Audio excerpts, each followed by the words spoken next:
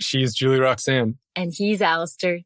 And this is Far Out, a podcast about stepping off the beaten path and learning to live from our center.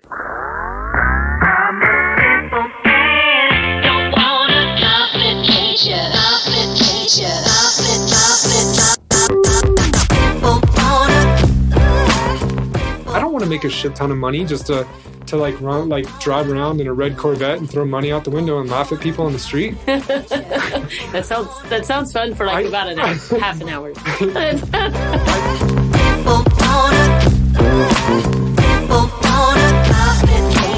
And definitely high school, when you're going to make one of the biggest financial decisions of your life. Potentially. It's almost like they don't want us to know. It's almost, yeah.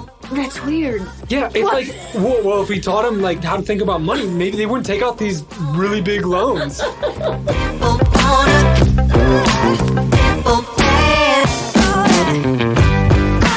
And we'd go around the neighborhood, I'd knock on doors, and I'd sell car washes for $4. $4 for the entire car wash, except for the roof, because we couldn't reach it. And I think vans were $6, but we learned quickly that was not enough, so maybe $8 would be better next time. But we made money this way. You had friends. I know. You know.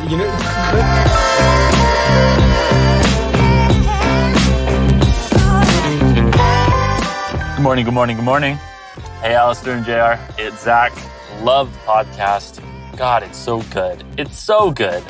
You two are so interesting all the time. You couldn't be boring if you tried. I love listening. Yeah, you guys just rock. You guys rock. So I just finished your episode all about how to manage finances jointly. And I thought it was so cool that you were talking about something that we're literally all thinking about all the time, but we're never able to talk about that out loud. So I'm feeling really, really grateful for that. And the gratitude I was feeling right then kind of reminded me of a couple of years ago when I was feeling pretty bad about my finances and really guilty and just, ashamed of where I was at. And then I reached out to you, Alasdair, for some help. And in only a couple sessions, it was pretty cool. It was pretty cool, finally being able to have a conversation and examine my finances in a way where I didn't have to feel ashamed and guilty the whole time. So I'm super stoked to hear that you are offering your services to people. And I know you can help. I know you care a lot about this, and I know you are capable enough to help people with this in a way where they can change their relationship with money. And I'm just super happy to hear that you're doing it because I know it can help a lot of people. So thank you back then, thank you now, and thank you for the board idea. Can't wait to give that a shot. Need to introduce it to my partner and see if she's on board, but how could she not be? It's just an airtight solution. Anyway, so I'll keep you posted with how that goes. Thank you so much for everything you're doing on the show, and love hanging out with you guys, and I'll talk to you soon.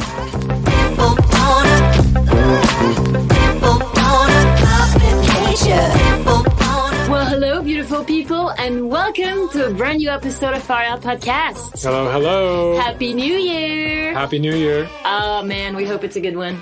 Oh, it's going to be a great one. You're here. This is a great way to start it. That is.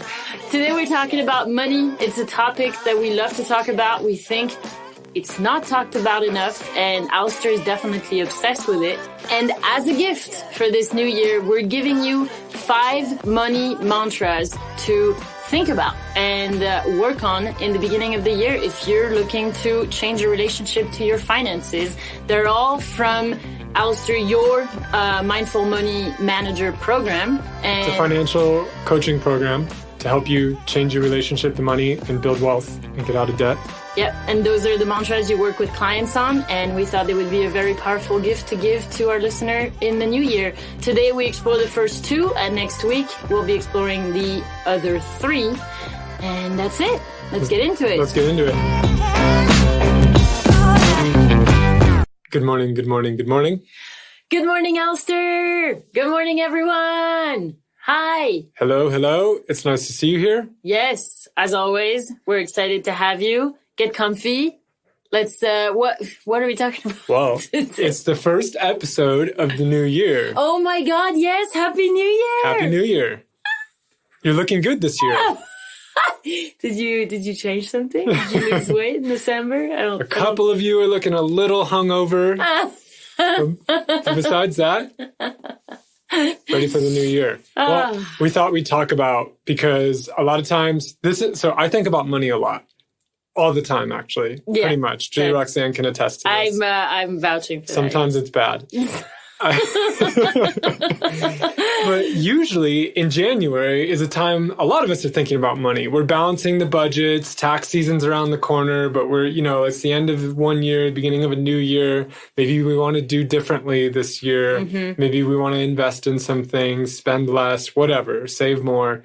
So we thought it'd be a good opportunity to talk about a bunch of personal finance ideas that I've been brewing on for over a decade. You've been brewing on them since you were 6, Alasdair. Yes. Let's be completely honest. Yes. You just have that mind of like thinking about money, and it's like if you guys have seen the movie A Beautiful Mind with Russell Crowe, where he's kind of like not all there in the head, but there's that music that goes on whenever he writes things on the windows. That's what it is to live with Alasdair. Like sometimes I'm just like, what is going on up there? Like you don't seem to be all here, and yet, I don't know, it's strange. I get possessed by ideas, and one of these ideas is money. And I teach a program around this now. Yes. Last year, a friend of mine, I've had this happen a couple times actually, where friends have asked me to help them with their finances, because in my past, I've been able to make a fair amount of money.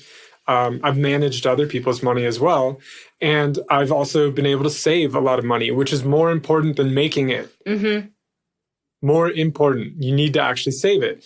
Okay. And I like this. You should say again the things that are really key. That's really interesting to do that. Yeah. More important than actually. And this has allowed this life of mine that is blossoming. It's allowed me to meet you in a lot of things. And a couple people have recognized that are close to me, and they've asked me for help. Mm-hmm. And I've worked with them. And it's been helpful for them. Yeah. And actually, I'm going to give a tip of the cap to Kelly and a big thank you, because she was the one that approached me last year and said, hey, I'd like to work with you on this. We worked together, and it was the seed, the beginning, the birth of this, what I call my Mindful Money Manager program. Mm-hmm. It's a financial empowerment program. It's a unorthodox way to manage your personal finances. And so far, everyone that I've worked with on this program it's helped a lot. Yeah, I don't know if those ideas are anywhere else. I mean, I haven't done a they're out overview, but like your approach is very special. And I have a degree in finance, which means nothing for personal finance because they don't teach you about that there. Yeah. But sometimes people, degree in finance, maybe you know something about money. It means not a lot. And I've always been good with numbers, and I've always thought a lot about freedom. And to me, money is about freedom. And a lot of times this is one of the first things like we explore with clients. And so I've actually just done some follow-ups with people who went through this program early on. Mm-hmm. And we've heard things like they've tripled their savings. Yeah. Another one told me that she and her husband knocked off $14,000 on their debt and added $3,000 to their savings. That's insane. When I met them and started working with them, this is about 7 months later after we did our work together, they were going in the opposite direction. Mm-hmm. So I'm getting more confident and passionate about this program because I'm now starting to see, I've always believed in it and it's worked for me. And you put a lot of work into outlining it for other people to find it. Like your page on your website is amazing. It's very cross-disciplinary too. It takes a lot of things from my practice with meditation, like a lot of my adventures in philosophy, a lot of these things. I try to bring a lot of this in to have something that actually changes behavior and actually helps us. Because at the end, this is a lifestyle program. Mm-hmm. This is about changing your lifestyle. No, most people don't want to hear that, which is why they don't work on their money, because it's really about changing your lifestyle. Yeah. And that's hard.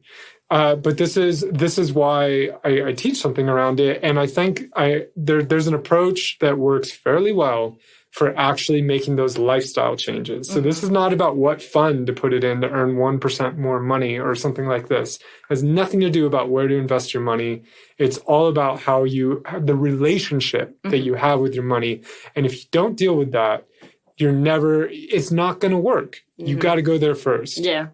Yeah. And you basically work with people for 5 sessions. And for each session, you have a mantra that is like the guide and the intention for that session and for the teachings that you give and hand off during that session. And as a way to start off the new year, we really wanted to share those mantras and elaborate on them, because a lot of those ideas, as I said, Alasdair is just this weird person. And it's really interesting to hear him talk about this. So I've always thought that these ideas were normal. That like this was kind of common sense. And then I started working with people and they responded to me like, wow, this is really different than anything I've ever heard. Yeah. And in my mind, I'm like, no, it's not. But I didn't realize I never had a contrast between the, average, but I don't even think the people approaching me are average. I think they're much above average. And usually they are more financially savvy than the normal person just because they're aware and they're doing something about it. But I'm just realizing that they're doing something about it.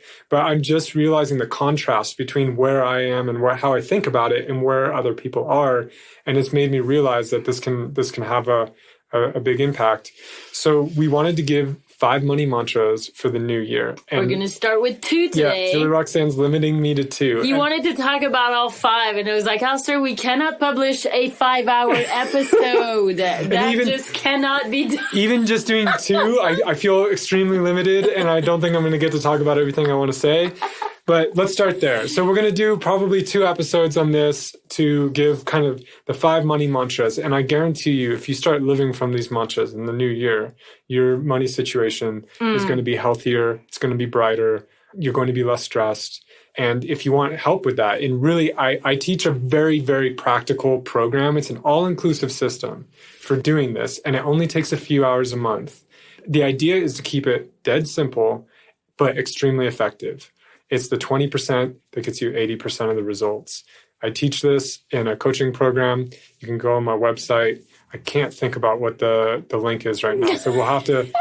I think it's like Alasdair Planbeck / Money Mindful. But if you go on my website, alastairplanbeck.com, and then you go to Services Mindful Money Manager Program, you can see a lot more information about this. And I also offer a free call for anyone who wants to talk about their situation and see if this actually works for them or will work for them. All right. Without further ado, let's get into the first one, which is the most important one.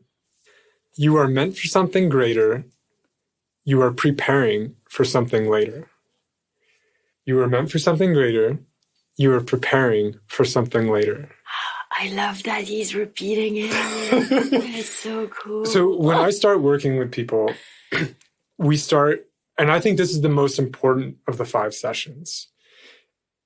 It's about stories. It's about figuring out where you come from, where you're at, and where you're going. And surprisingly, not everyone knows these things, right? And that's okay. As I've said to people before, it's not a quiz. We're trying to explore these things. And it's very interesting because our money habits are not like, we didn't develop them ourselves totally. They're learned. Yeah, but it's such a taboo thing too. Like, I just want to say here, the reasons why most of us are not even aware of our money tendencies, of our money mindsets, of the way we relate to money is because it is such a taboo thing. And usually it's really hard to recognize, okay, how is it that I actually function around money? And it's almost always linked to our parents. Yeah, I was going to say, and who did I learn it from? Okay. Yeah.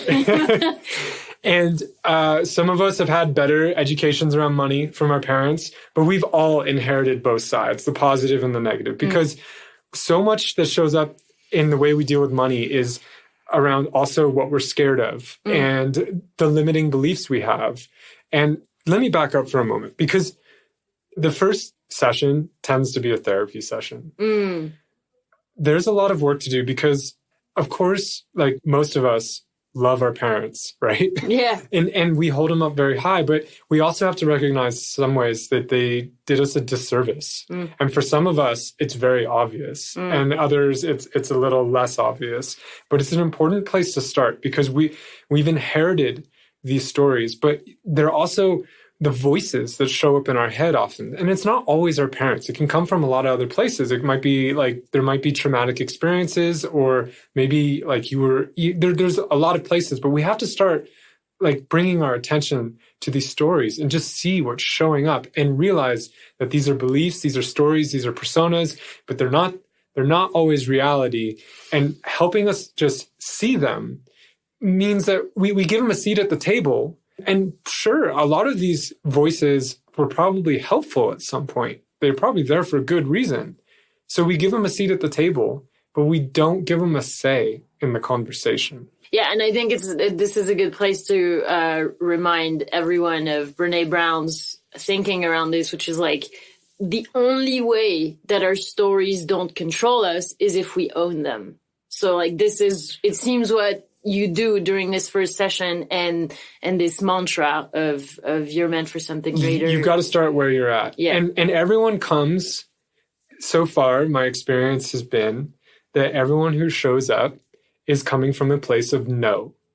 I don't want this anymore. This, by the time they've gotten to me, it's usually pretty bad because otherwise you wouldn't have the motivation to do it. Most people, maybe a few people would come that are just thinking about the future, but a lot of people are coming because their past is affecting their present. And so, and they're not in a great place, whether it be financially but the thing is, the cost of poor money management is like, it's not in the numbers. That is such a small part of it. It's the energy, it's the emotions, it's the constant fear or anxiety or the worrying or just the feeling that you're out of control or that you can't invest in yourself, that you can't take that program that you feel like you should because you don't have the money or you don't know if you have the money. It's the debtor reminding you every month that you owe them money and that you have to put them first. It's like it's the guilt or the regret or the pain of perhaps poor decisions in the past that you were never taught to do better with, that aren't really totally your fault. I think one that happens so often is around education. We have to make one of the biggest financial decisions of our life, and perhaps the one that's going to have the biggest impact on our life, regardless of the number, because of just when it happens, at a time when our brains are not fully developed, when we know very little about money. Most of us, unless maybe you've been working, but we just don't have an idea. We don't understand debt. We don't really understand the consequences of debt. And here we are at 17, we're dangled with these colleges and these programs and these promises. And then it's like, oh, don't worry about it. Just take out loans. You pay it later. You're going to make plenty of money. It's a really sharky system. And it's not set up in our best interest, unfortunately. I actually just heard this yesterday. It's described as a wealth transfer to the baby boomers. And if you think about the way that the colleges are growing, there's more and more administrators. There's a lot more. And he made the point that there's not a single president of a college, and this has not been the case in the past, that isn't of the baby boomers or older. In the past, you could find younger presidents and they had an impact. So he made this claim that it's this giant wealth transfer to the older generations.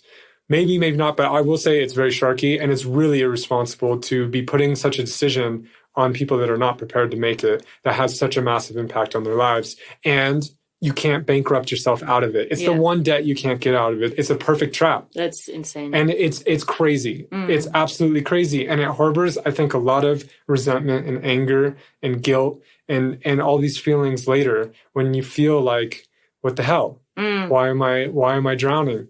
So I think we have to go into this stuff first. And so people come to me with this no. And one of the first things we have to do is get to a yes, because a no is extremely motivating. It's usually very painful and it's very present. But when you get a little bit further away from that no, you need to know what your holy yes is. You need to know why you're actually doing this, because that is going to be what's motivating in the long term. It's going to be what helps you when things are really hard. You got to have some sort of vision for where you're going.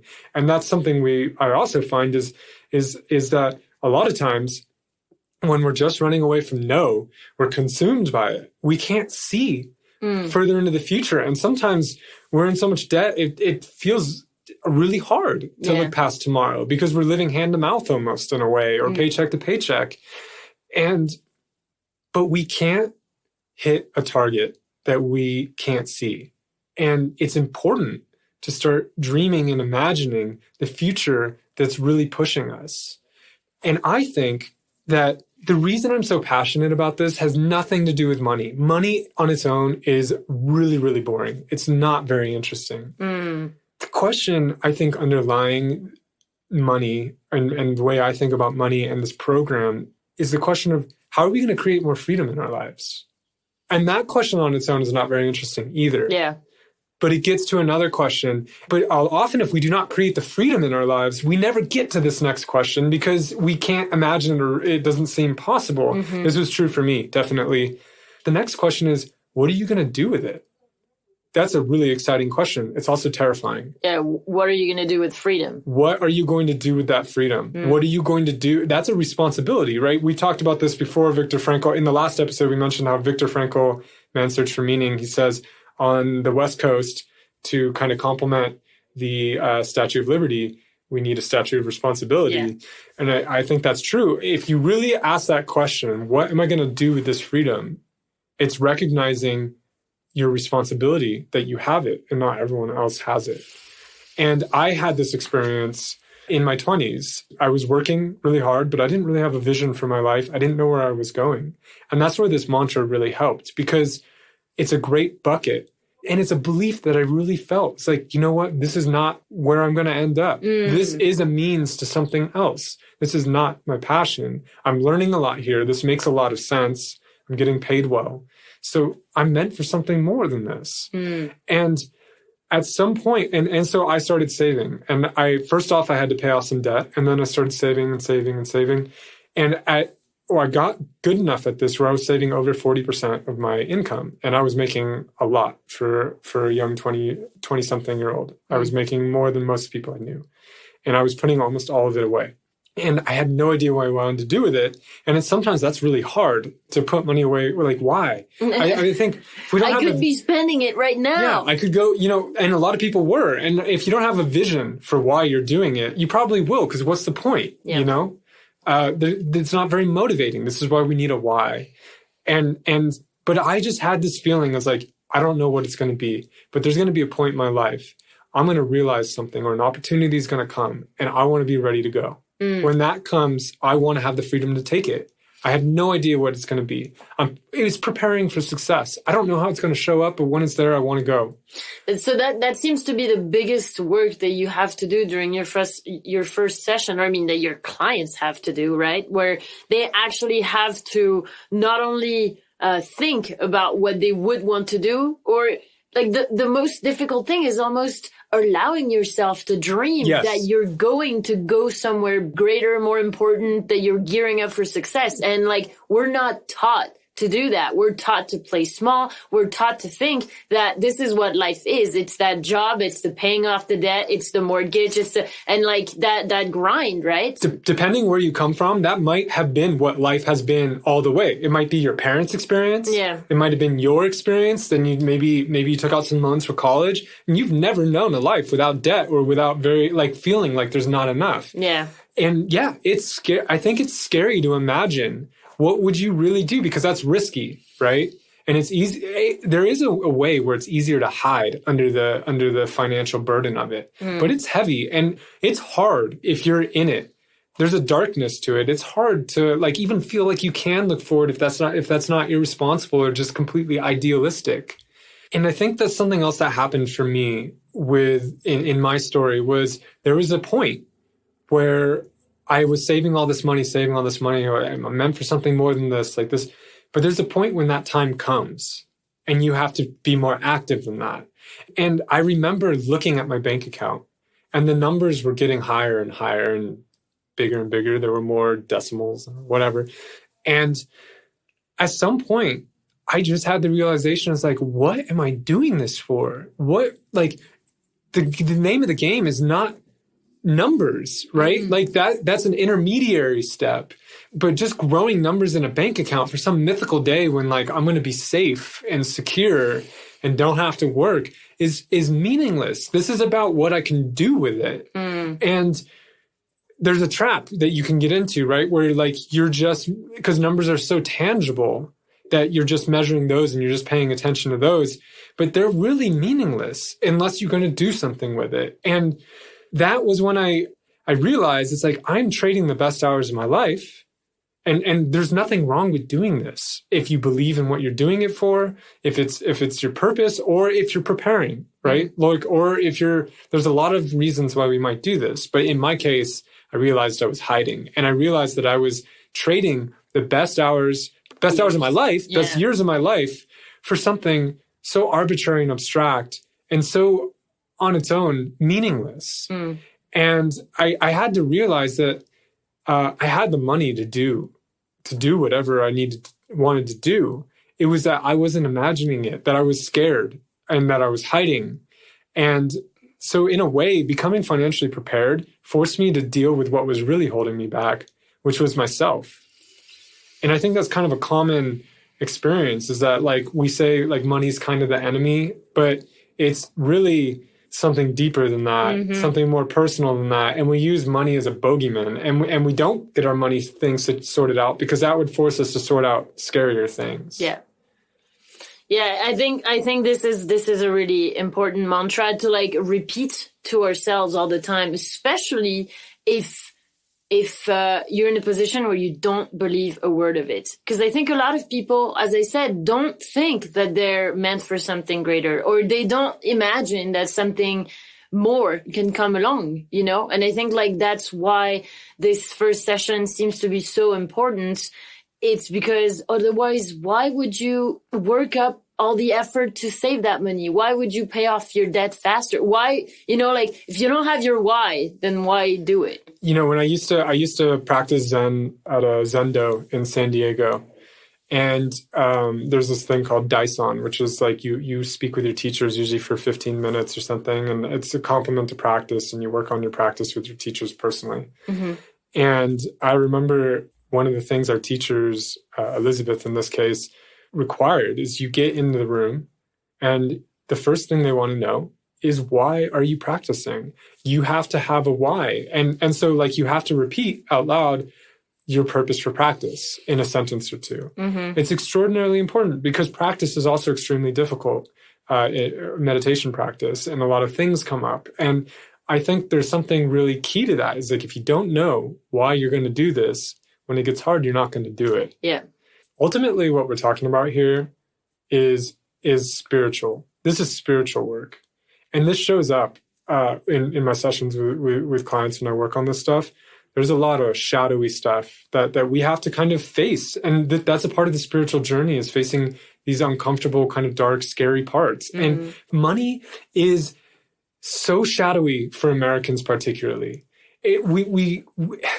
We have such a strange relationship with money. Like outward, we project it. Inward, we don't feel like we have any self-worth. Yeah. And there's all sorts of, like, we really aren't able to have a conversation about it. Just think about how taboo it is to ask how much someone makes. Now think about how taboo it is to ask how much someone has. That's an unthinkable question.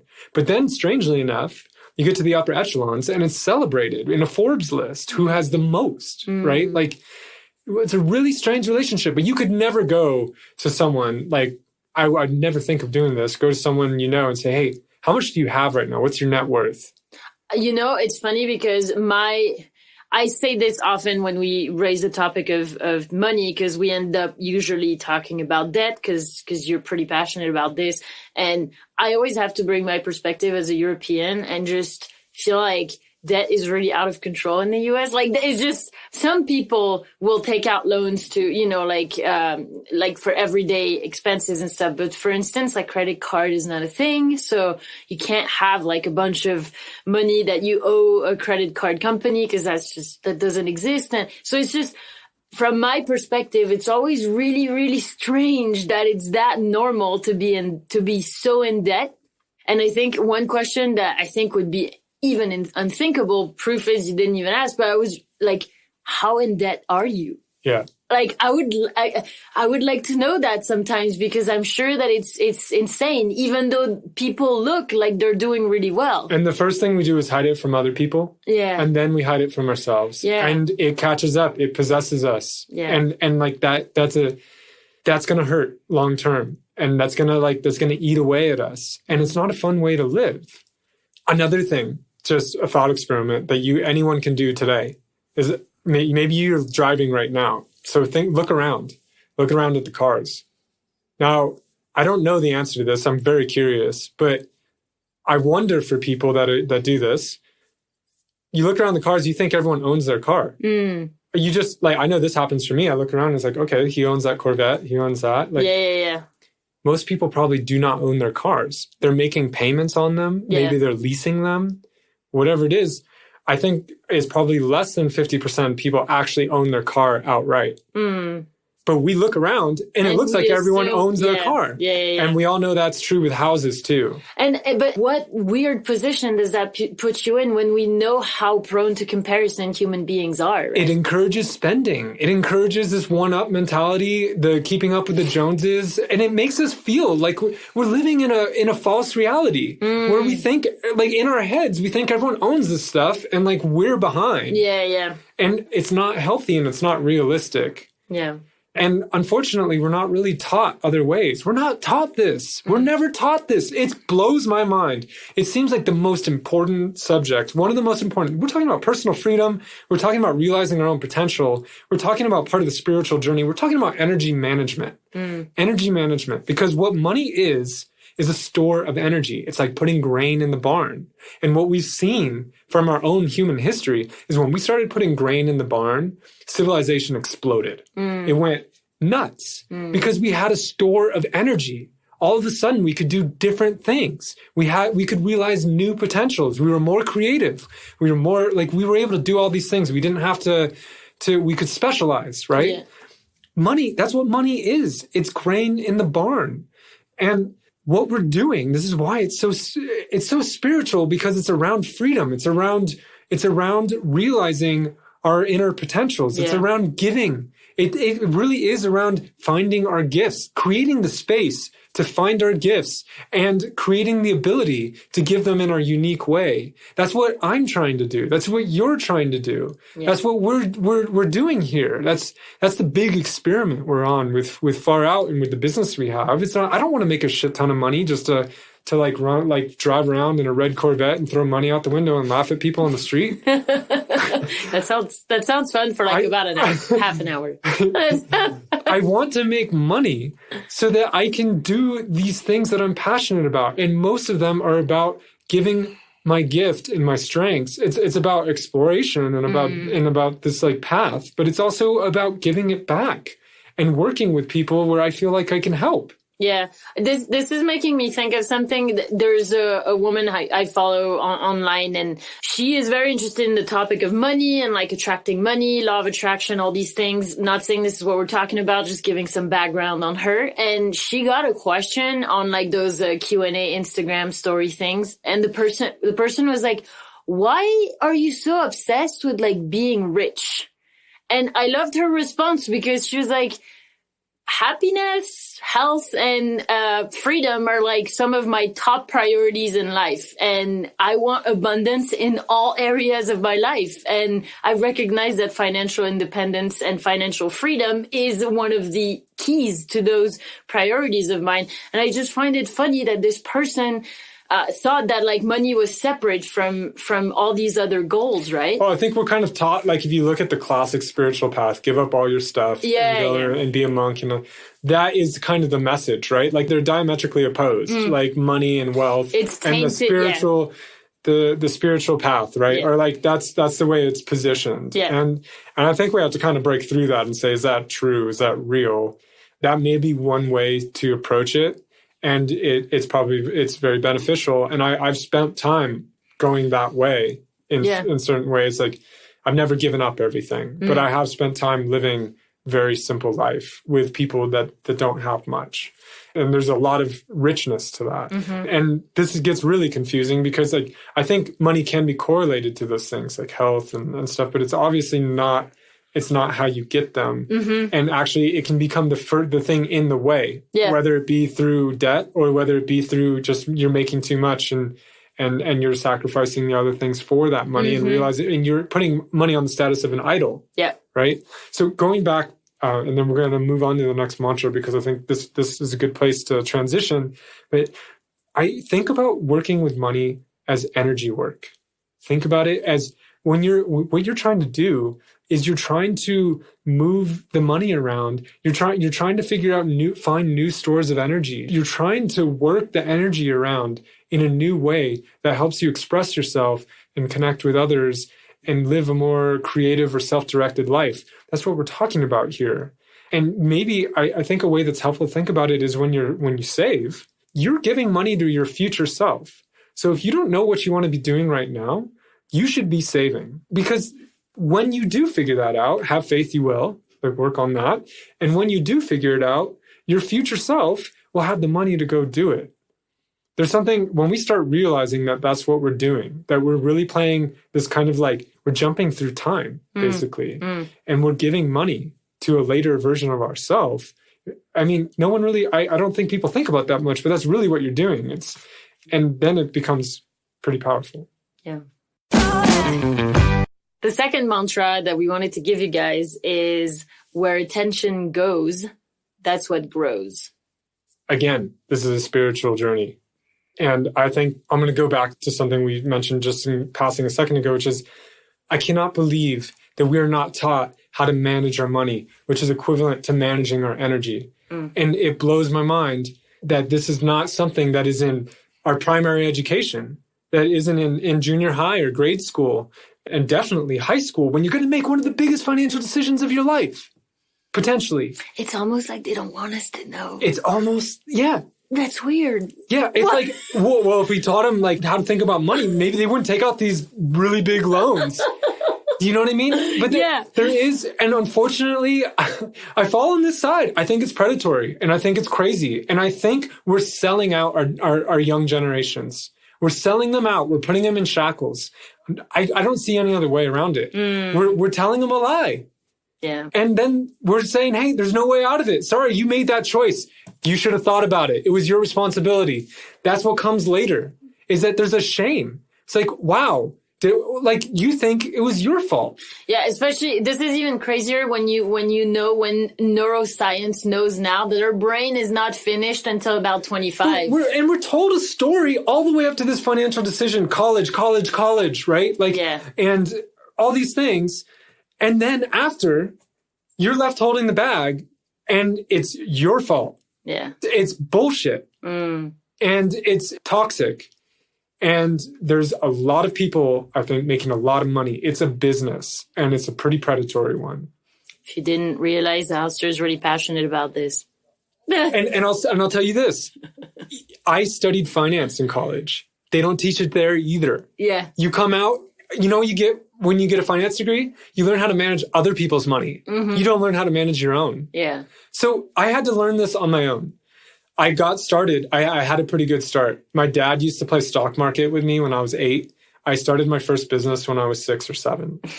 I used to go Why around, am I not surprised? I raided my parents' garage for cleaning supplies. I persuaded my friends who did not like doing this, but once in a while they humored me and they would do it. And we'd go around the neighborhood, I'd knock on doors, and I'd sell car washes for $4. $4 for the entire car wash, except for the roof, because we couldn't reach it.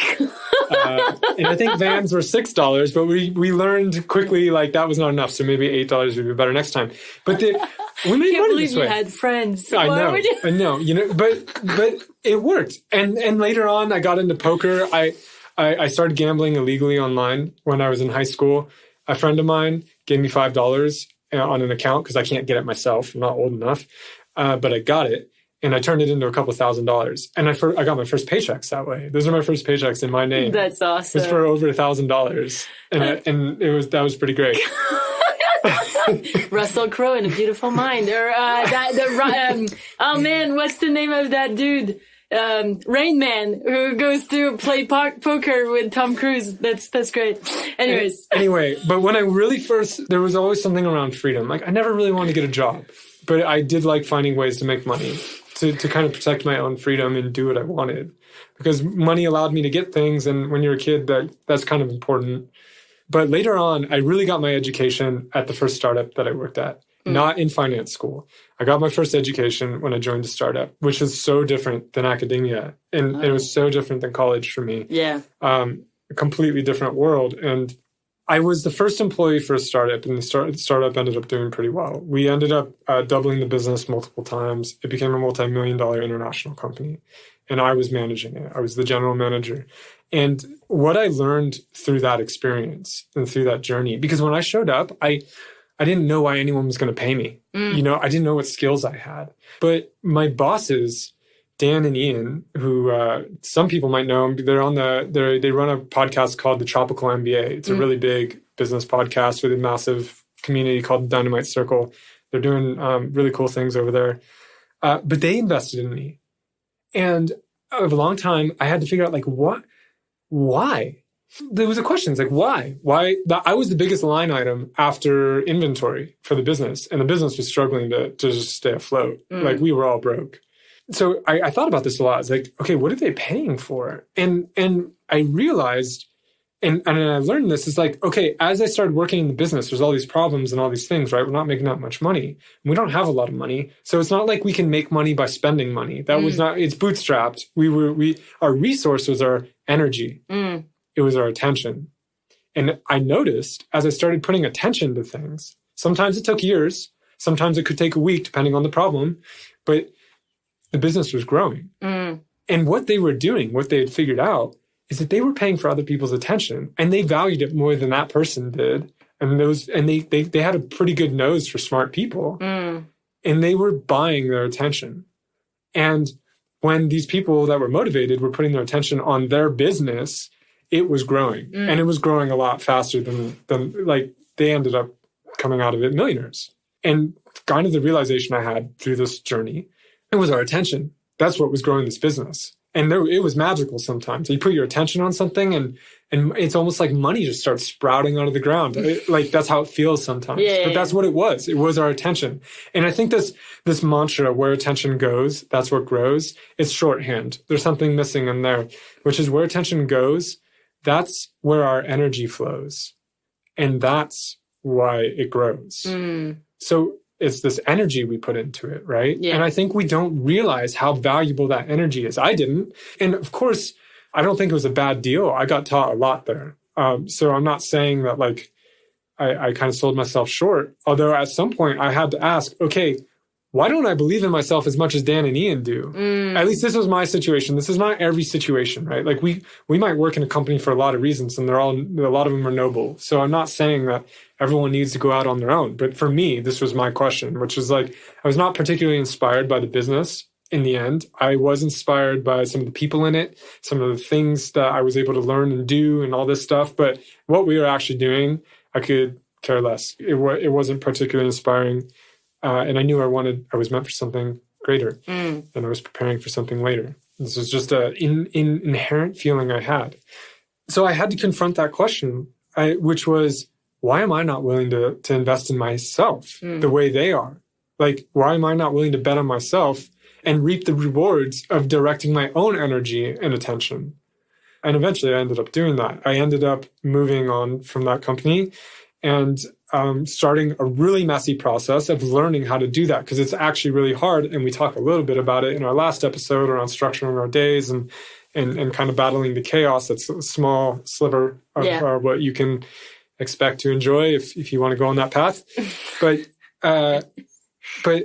it was really a bet on myself. It was really like I needed to start investing in myself. And so I moved to another business. Actually, I kind of jumped from the frying pan into another frying pan. I guess. I didn't do it all in one swoop, but I did start investing in myself, in my health, because if you're going to go on this path, you recognize the importance of energy, and then you have to start cultivating it for yourself. Because if you don't have good energy, it's going to be hard to do anything. It becomes a game of energy management. And at least in my perspective of what I was doing, it was about investing my energy. And so first I first started taking my money that I had saved and investing it in regaining my energy. Because at this point, I was chronically depressed at times. I was anxious.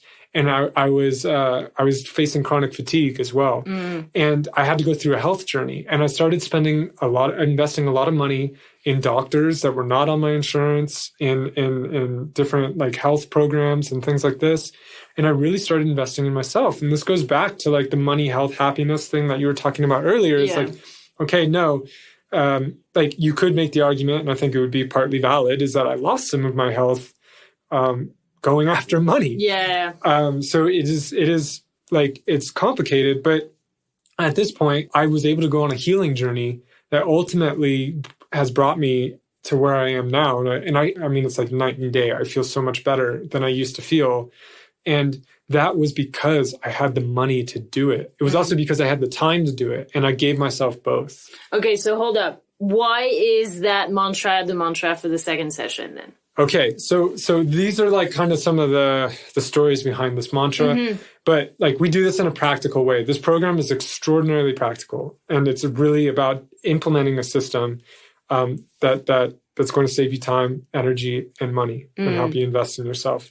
And the mantra is linked to one of the first things we do, first parts of the system we implement, which is that most people that show up when I work with people do not have a comprehensive view of their finances. They have like some of it here, some of it over there. It's all in different places. They don't even see it in one place.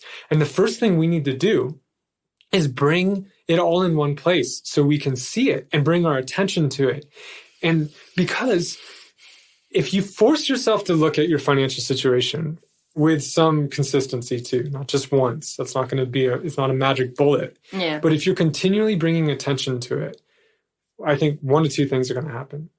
Either it's going to improve, your financial situation is going to improve because you're facing it, and it's hard when you know what you're doing is making it worse. And when you connect, and when we've connected that, which we've usually done by the second session, to your financial situation, how it's affecting your life, and why you're here, and the no's you have, and what you're trying to get away from, and how this is all interconnected and pretty holistic, right? Like our financial health is part of our health. Yeah. So that's why we start there. But once you're starting to see that, if you see that you're making your situation worse, you're going to change your behavior. Yeah. You're either going to change your behavior or you're going to stop looking. Those are the two things that are going to happen. And yeah, I think a lot of us stop looking. This is why we need to have a powerful why. Because this is painful. Yeah. You're going to have to face some stuff. You're probably going to have to face poor decisions in the past that you didn't really want to think about again. And a lot of us are really good at that. You know, a credit card is designed for that. You go, you spend, and then you just pay it off. You can have it automatically pay off, or you can just start accumulating a lot of debt and you never look at what you paid for, and you never face that buyer's remorse. Yeah. That's problematic, but it's designed that way. It's designed that way for good reason. Because credit cards are businesses and they make lucrative amounts of money by putting people in holes. It's a great way to not think back to like that pair of shoes that has been sitting on your shelf that you never wore in 3 years. This is an attention game. It's an attention game. Yeah. And credit cards are a great way to not put attention on it. So what we want to do is bring it all in one place and start bringing attention to it. And we want to deal with the shit that comes up as that happens, which is also why a coaching environment is I think powerful for this kind of work, because this can feel inherently dangerous or threatening or dark, and you need a safe place to explore that and to start rewriting your story, because that's part of the story work too. Is it's like, okay, these are the stories, let's write new ones. Let's write ones that are more serving, more empowering. Someone recently told me, it's like, oh yeah, because you know, we have power. We make the stories, right? Like and I was like, yes, that's true. But the stories also make us. It goes both ways. So another thing that happens when we bring our finances all in one place is that it becomes a number. Whatever it is, it's a number. Until then, it's infinite. Yeah. It's limitless. It's just out there in the ether, and it's just haunting you in different ways, and you have no control over it. But once you put it in one place, it's like when you can put a word to something, there's some control you feel, some power over it. And the same thing happens when we put our finances in one place and we can see the whole thing. We realize, okay, that's a number, but it's that one number is much less than no number, right? Like, because then it's just our imagination. Yeah. But now we can see it. It's in one place and it's limited. And what I found without fail is when we do this, when we have the discipline to do this, we feel better. Yeah. We feel better. A lot of the anxiety goes away just by knowing what the number is, and just by knowing that we're looking at it, that we're not letting it haunt us and just kind of creep behind us in the dark corners. Yeah. Now it's visible, it's in the light of day, and we're doing something about it. And if that's even just like reducing it by $1, at least you know you're going in the right direction. Yeah. And up to that point, most people feel they're not, and they're not dealing with it, and it's getting worse. And there's a point with money. Money has a magical effect, right? It's compounding. And what that means is that it builds on itself. It grows on its own. You put money in an account, in a savings account. Not a great place to put money if you're trying to have a compounding effect, but it earns some interest. And then next time it'll earn interest on that interest. And this is how money grows. And not a lot of us don't understand this, but it goes the other way too. So if you're in debt, that's why it also it balloons, right? And there's a point. You can dance with debt, and that's a dangerous way to live, because you never know when something's going to show up and you're not going to be prepared for it, right? But there's a point where it'll get out from under you and you will lose control. And it's like debt only calls more debt. Yeah. Like there's just... And you're always fighting a slippery battle, right? Like you're paying more for, like you're not paying $10 for those shoes or whatever. You're paying more, but you're not really paying attention to that. But it's more expensive than that. So there's this critical point where if you don't get your shit together, you're going to lose control and it's going to bury you. And I think people intuitively know when that's about to happen, and when they really need to turn the ship around. And until then, they're like, okay, yeah, sometime in the future. And then there's a moment where either it affects their health, like because this also manifests as actual physical symptoms, or maybe emotional symptoms or whatever, or they just have that intuition that I'm on the edge and I'm about to fall in. So the second session is all about collecting it all, bringing it in one place and facing it. Because once you have a number, you can do something about it. Yeah. We can start to come up with a strategy. We can start working with it. But now you're going to have to do the hard work, which is you're going to have to change your lifestyle. And this is what everyone doesn't want to hear when they're trying to fix their finances. It's like, oh, let's just do some wizardry with the numbers. You know, like, oh, somehow we'll just different percentage points or we'll do a pie chart. Let's do a pie chart. Let's do a pie chart, yeah? And we'll put different colors, see what I'm spending. Oh, how interesting. And like somehow this is going to fix things. No, what's going to fix things is you changing your behavior. And attention is magical in that way. What we give our attention to, it feels magical the way it grows. It's not magical, but this is the power of our attention. This is why it's so important that we gain our attention and we focus it where we want. And this is why so many other people are willing to pay for it, because your attention, first off, it's finite. Unlike money, it's finite. Money is printed. Money is printed. You know, they have that saying, money doesn't grow on trees. Of course it doesn't. That'd be way too slow. Yeah. They need to print it much faster than that. So money, it's made up.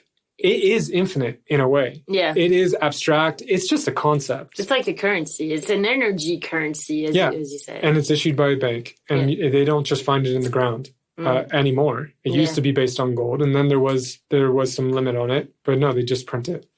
So what a lot of people find is as soon as they bring their attention to it, without them knowing what's happening, it's not this willpower or this like kind of gritty, like, doing like, yes, there can be some of that, but it just starts to get better. This is the experience I've had working on businesses. This is the experience I've had like when I bring my attention to my own problems in my life, just bringing my attention to them, they start to get better. And it's hard to say exactly how. It's pretty amazing. Yeah.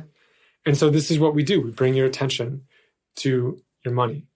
And that is the first step to making things better. And it bleeds into everything later. It makes everything a lot easier if you're bringing your attention to it. So that's the second one. Where attention goes, that's what grows. And the first one, as we talked about, is you're meant for something greater. You're preparing for something later. And this is about working around our stories. This is around figuring our why. This is about making the connections about how our financial situation is affecting us now and how it's limiting us, or how it could be supporting us. And that's kind of one of the steps in that one is figuring out, okay, how do we get it to a place, because money's a tool. It's neutral in that way. It can go both ways. How do we get money to start working for you? How do we get money to start supporting your dreams instead of preventing you from reaching them? Yeah, and I think those are really good things to even just think about on your own in this new year. Like, this doesn't have to be through a program, or like there is a lot of value in working with someone, and I think there's a lot of value in working with you. It's just, but you can do this on your own. Find your why and start putting your money in one place, all of it. Yeah.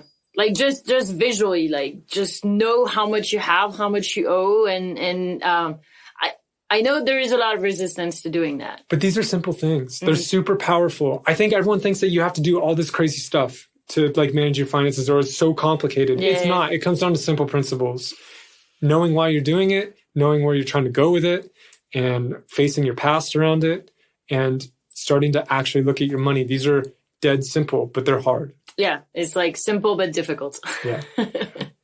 So I think to end on this episode, I want to talk a little bit about systems, because what I'm talking about and what I help my clients build is a comprehensive system for their finances.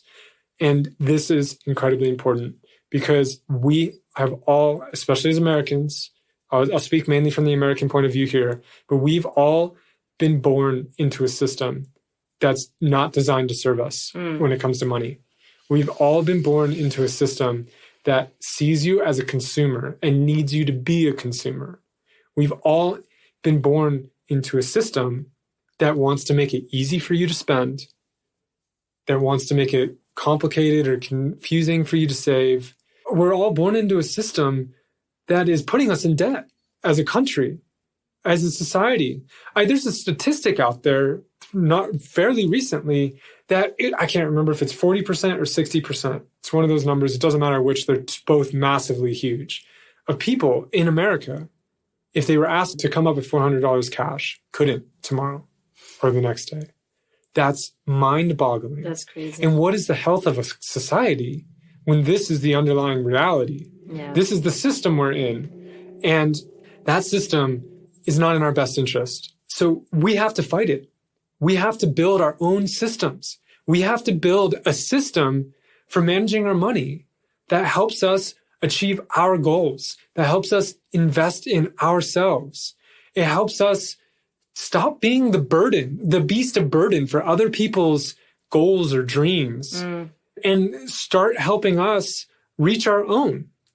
We need to build a system that makes it hard to spend. If you want to build wealth, I recommend building a system that makes it hard to spend and makes, when you do spend, very conscious, that you're very conscious of it. And we need to flip the script. We need to make it so that our saving is our default instead of spending be our default. We need to make saving automatic. We need to make it unconscious because saving is not very fun. And we need to make it easy. So the idea when we get into the next episode is about building a system that protects us, that has our financial interests at heart. Even when we don't, even when we personally go against it, we're going to create a system that we're going to take advantage of the fact that we're lazy. So if you intentionally design the system in a different way, it's going to kind of funnel you a certain way, whether you like it or not, just because we're fairly lazy creatures and we're creatures of habit. And in that way, it's a system that does not rely on willpower. And that's the way it's different than a lot of what I see as far as like, the financial programs out there. This is not a system about budgeting. Budgets can be helpful, but often they don't work because they rely on willpower. This is a system about going to the root cause and changing that in a way that's going to guide us and deliver us to a better financial future.